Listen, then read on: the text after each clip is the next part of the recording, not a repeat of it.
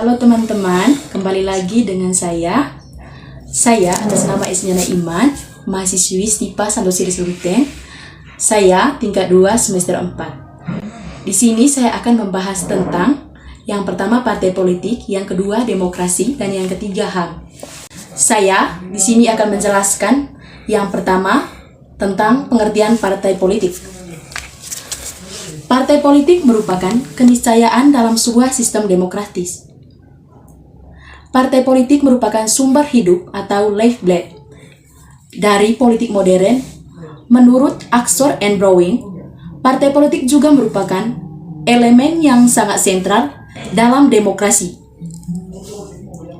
Suatu negara dapat disebut demokratis apabila terdapat partai-partai politik, sebab kehadiran partai politik berarti ada pengakuan penguasa akan hak warga negara untuk menjadi pemimpin mereka yang nantinya dapat menentukan kebijaksanaan umum. Menurut Zygmunt Neumann, partai politik adalah organisasi dari aktivis-aktivis politik yang berusaha menguasai kekuasaan pemerintahan serta merebut dukungan rakyat atas dasar persaingan dengan suatu golongan atau golongan lain yang mempunyai pandangan yang berbeda. Partai politik merupakan salah satu ukuran dalam satu. Yang pertama, masyarakat atau negara yang menganut paham demokratis. Yang kedua, adanya persaingan yang terjadi antara partai-partai politik. Yang ketiga, golongan-golongan dan kelompok lainnya dalam masyarakat. Yang keempat, yang memiliki pandangan yang berbeda merupakan salah satu indikasi dari negara demokrasi. Baik teman-teman, itu tadi pengertian dari partai politik. Yang kedua, saya akan menjelaskan fungsi partai politik. Partai politik memiliki fungsi, yaitu mencari, mempertahankan kekuasaan guna mewujudkan program-program yang disusun berdasarkan ideologi tertentu.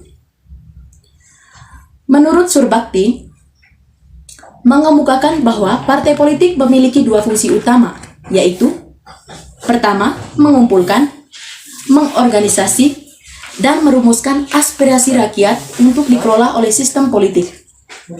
Dan yang kedua, menempatkan wakil-wakil yang dipandang cakap untuk mewujudkan apresiasi rakyat.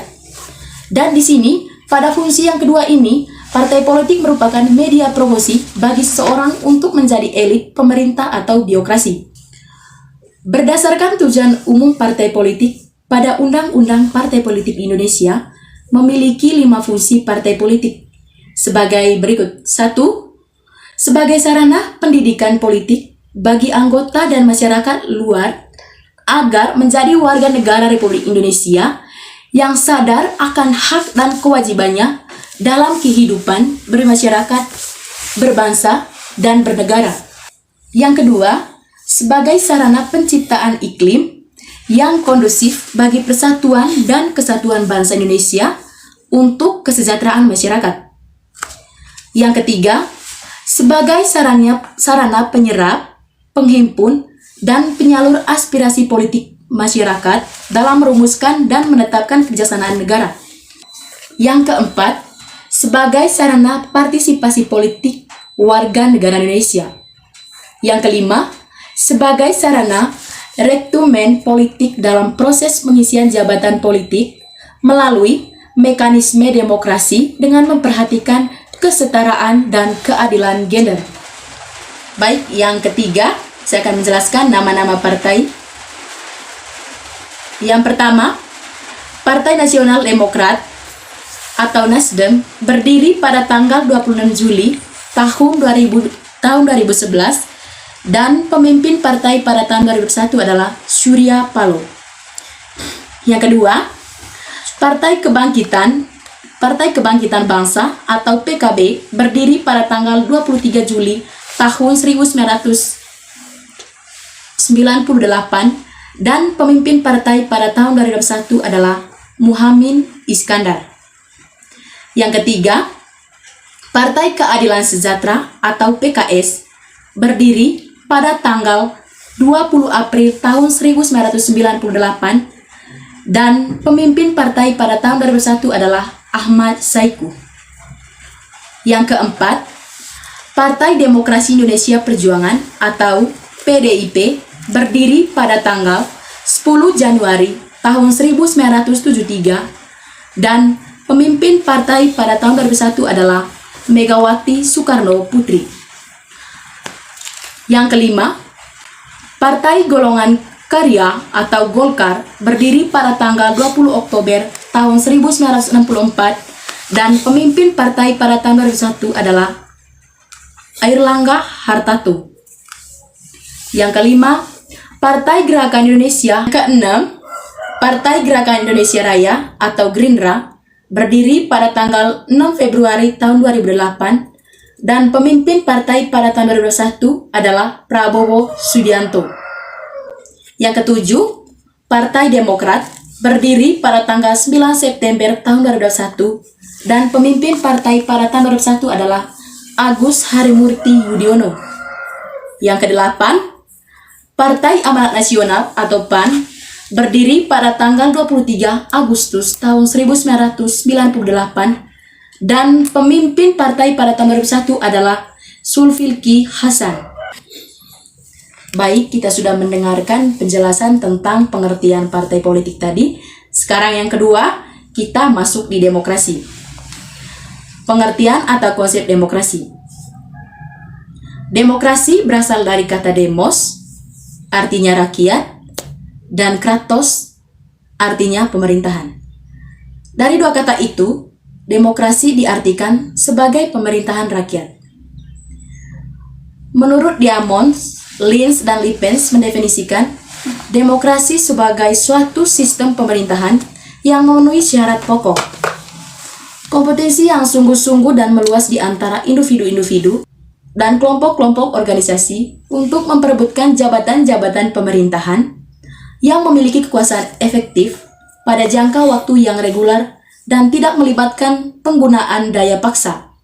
Partisipasi politik yang melibatkan sebabnya mungkin warga negara dalam pemilihan pemimpin atau kebijakan, paling tidak melalui pemilu yang diselenggarakan secara reguler dan adil, sedemikian rupa sehingga tidak satu pun atau warga dewasa yang dikecualikan dan suatu tingkat kebebasan sipil dan politik yaitu kebebasan berbicara, kebebasan pers, kebebasan untuk membentuk dan bergabung dalam organisasi yang cukup untuk menjamin integritas kompetisi dan partisipasi politik.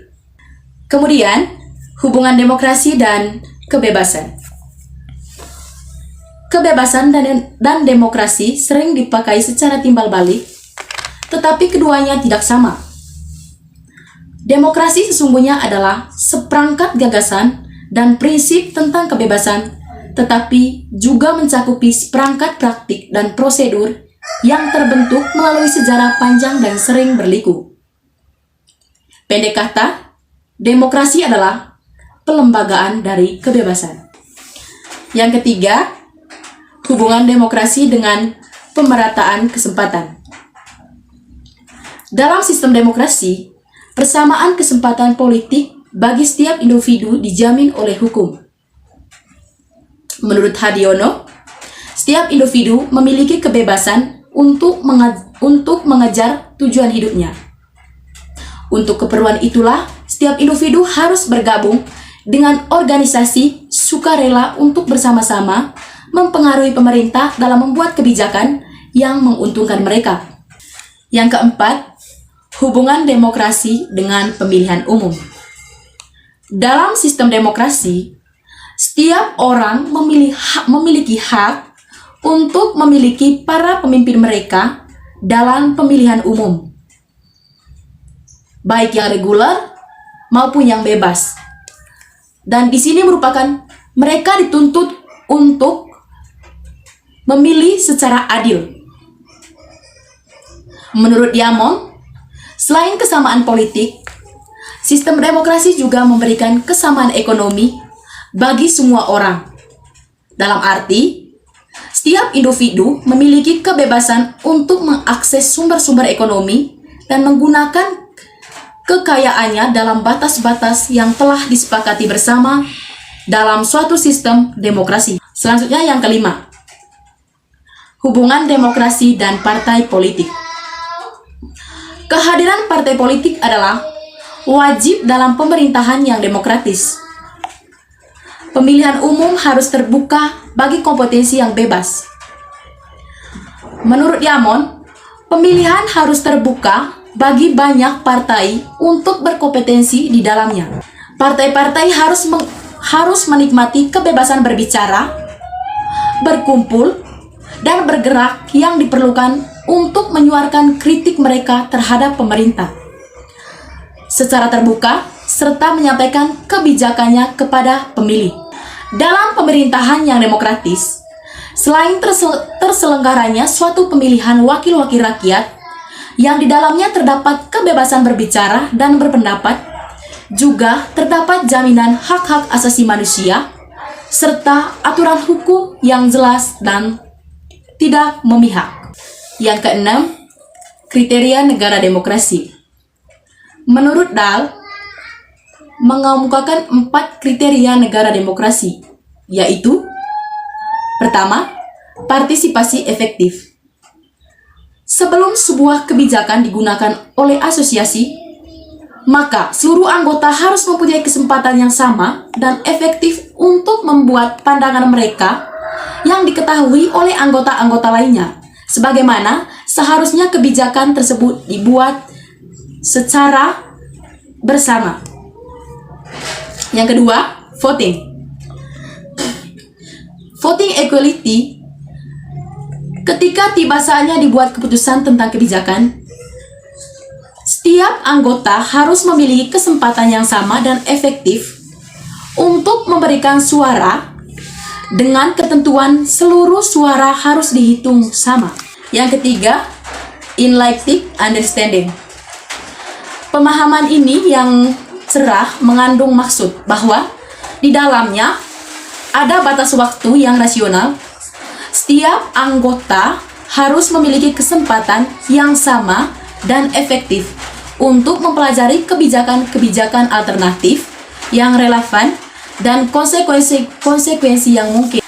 Yang keempat, control of agenda. Dalam hal pengawasan agenda, setiap anggota mempunyai kesempatan eksklusif untuk memutuskan apa dan bagaimana permasalahan yang dibahas dalam agenda tersebut. Yang berikut, saya akan menjelaskan 7 kriteria negara pemerintahan demokrasi modern. Yang pertama, suatu negara demokrasi modern dengan pemerintahannya representative government dapat dikatakan memenuhi kriteria demokrasi jika: yang pertama, adanya proteksi konstitusional. Yang kedua, adanya kekuasaan peradilan yang bebas dan tidak memihak. Yang ketiga, adanya pemilihan umum yang bebas. Dan yang keempat, adanya kebebasan untuk menyatakan pendapat dan berserikat. Yang kelima, adanya tugas-tugas oposisi. Dan yang keenam, adanya pendidikan civis. Baik, kita sudah mendengarkan penjelasan tentang demokrasi. Yang ketiga ini, kita akan membahaskan pengertian HAM. Hak asasi manusia atau HAM merupakan bagian integral dari sebuah negara demokrasi. HAM ada bukan karena diberikan oleh masyarakat atau atas kebaikan negara, melainkan hadir berdasarkan harkat dan martabat manusia. Menurut Elmukaj, pengakuan akan HAM sama halnya dengan pengakuan atas eksistensi manusia, yang menandakan bahwa manusia merupakan makhluk ciptaan Tuhan yang Maha Kuasa yang memperoleh apresiasi karena ia adalah manusia sang insani kamil. HAM tidak hanya menjangkau jenis kelamin laki-laki maupun perempuan, tetapi juga di dalamnya membahas tentang umur, mau umur yang muda maupun umur yang tua, etnis, kesukuan, ras, dan agama. Pendek kata, tidak ada ruang, waktu, dan materi yang tidak bersinggungan dengan HAM. Yang kedua, 4 teori HAM. Menurut Todung Mulya Lubis, mengemukakan 4 teori HAM. Pertama, hak-hak alami atau natural rights yang menyatakan bahwa HAM adalah hak yang dimiliki oleh seluruh manusia dalam segala waktu dan tempat berdasarkan takdirnya sebagai manusia. Yang kedua, teori positivistik atau positivist teori yang memandang bahwa hak harus tertuang dalam hukum yang real, sebab hak dipandang sebagai hak jika ada jaminan konstitusi. Yang ketiga, teori relativitis kultural atau cultural relativitis teori yang merupakan bentuk antitesis dari teori hak-hak alami. Teori ini berpandangan bahwa menganggap hak bersifat universal merupakan pelanggaran satu dimensi kultural terhadap dimensi kultural yang lain.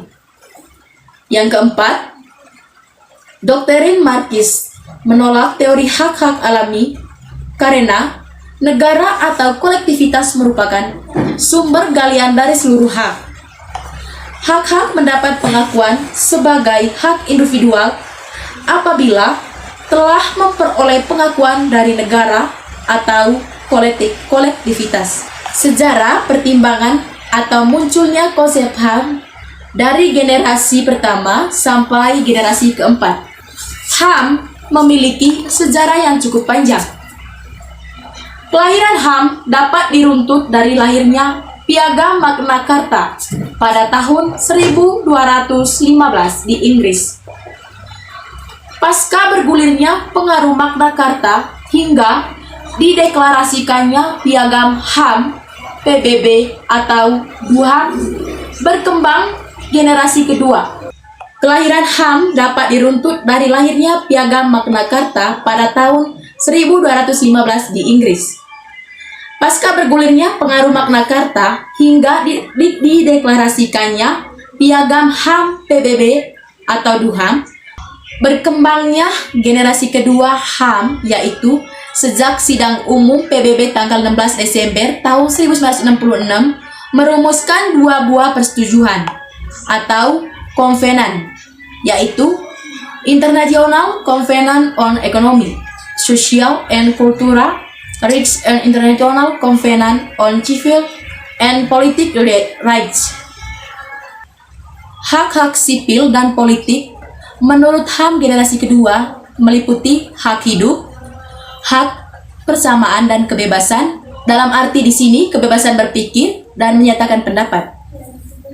Perkembangan pemikiran HAM mengalami akselerasi arah integrasi hak-hak ekonomi, hak sosial, hak budaya, hak politik, dan hukum dalam satu tempat yang disebut dengan hak-hak pembangunan atau the rights of development. Ini merupakan generasi HAM ketiga. Generasi ketiga ini meliputi hak-hak kolektif, yaitu hak rakyat untuk menentukan kehidupan politik dan ekonomi, hak individu dan komunitas untuk berkembang, hak atas lingkungannya yang layak, hak mempertahankan kebudayaan asli, hak menikmati secara bersama warisan alam, hak keamanan dan hidup damai, hak berkomunikasi dan mendapatkan informasi. Pada puncaknya, pemikiran HAM mengalami penyempurnaan dengan munculnya generasi HAM keempat yang mengkritik peranan negara yang domain dalam pembangunan hak ekonomi yang menyebabkan dampak negatif terhadap kesejahteraan rakyat. Generasi HAM keempat dipelopori oleh negara-negara kawasan Asia pada tahun 1983 dengan melahirkan deklarasi HAM yang dikenal dengan nama Declaration of the Basic Rights of Asia People and Government. Yang keempat, perkembangan HAM di Indonesia. Pertama, saya akan menjelaskan perkembangan HAM di Indonesia berlangsung lama sejak PPKI. Di sini HAM mempersiapkan kemerdekaan Indonesia. Pada saat itu, terjadi perdebatan sengit antara kubu Soekarno dan kubu Hatta mengenai perlu tidaknya HAM dicantumkan dalam Undang-Undang tahun 1945. Menurut Soekarno dan Supomo, HAM berasal dari ideologi liberalisme dan individualisme, sehingga tidak perlu dicantumkan dalam pasal-pasal Undang-Undang tahun 1945. Sedangkan Hatta dan Yamin memandang perlu mencantumkan HAM dalam Undang-Undang tahun 1945, terutama yang berkaitan dengan kemerdekaan berserikat, berkumpul, dan mengeluarkan pikiran, baik lisan maupun tulisan, dan menjamin agar negara tidak terjerumus ke dalam konsep negara kesatuan. Hatta berisi keras memasukkan HAM ke dalam Undang-Undang tahun 1945 dikarenakan semua sila di dalam Pancasila sejatinya telah memuat HAM. Yang kedua, sila pertama Pancasila, misalnya, di dalam sila pertama ini mengajarkan nilai-nilai HAM, yaitu persamaan, keadilan, dan kasih sayang. Kedua, di dalam Pancasila mengandung pengertian bahwa setiap manusia diperlakukan pantas, tidak boleh disiksa dan dihukum secara ganas, dihina, atau diperlukan secara yang melampaui batas. Sila ketiga, keempat, dan kelima juga memiliki muatan hak asasi manusia. Pendek kata, Pancasila merupakan partikularitas dari universalitas hak asasi manusia karena ia menjadi penciri dari HAM Indonesia.